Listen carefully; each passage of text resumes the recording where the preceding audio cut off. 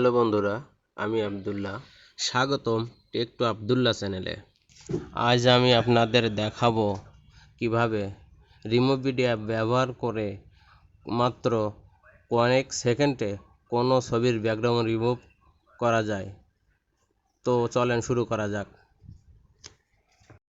তো প্রথমে আমাদের পরে সার্চ করতে হবে রিমুভ বিজিএফ। দেখেন সার্চ করার সাথে সাথে নিচে কিন্তু চলে আসছে। তো এখন এটাকে ইনস্টল করতে হবে, আপনারা ইনস্টল করে নেবেন। তো আমার ইনস্টল করা আছে সেহেতু আমি ওপেন করলাম। দেখেন এটা ওপেন করে দিলাম। এখন এখানে একটা আইকন চলে আসলো, সেটা হলো আপলোড ইমেজ। তো তারপরে গ্যালারিতে ক্লিক করবেন।